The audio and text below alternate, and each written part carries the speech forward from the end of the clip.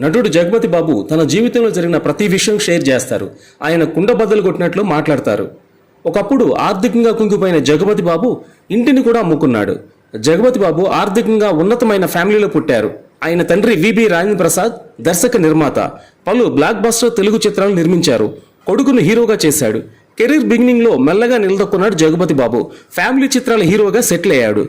ఆయన చిత్రాలను ఆడియన్స్ కుటుంబ సమేతంగా చూసేవారు. అప్పుడప్పుడు మాస్ కమర్షియల్ సబ్జెక్ట్స్తో పాటు ప్రయోగాత్మక చిత్రాలు కూడా చేశారు. అయితే ఒక దశలో జగపతి బాబు చిత్రాలకు ఆదరణ కరువైంది. ప్రేక్షకులు ఆయన చిత్రాలను పట్టించుకోవడం మానేశారు.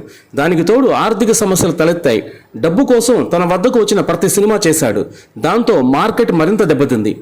ఆఫర్స్ ఆగిపోయాయి. కోట్ల రూపాయల ఆస్తి వివిధ కారణాలతో కరిగిపోయింది. తాను ఎంతో ఇష్టపడి కట్టించుకున్న ఇల్లు అమ్ముకున్నాడు. తాను ఆర్థిక ఇబ్బందుల్లో ఉన్నప్పుడు అర్జున్ సర్జా తన ఫామ్ హౌస్ నమ్మి జగపతి బాబు అప్పులు చెల్లిస్తానన్నాడట.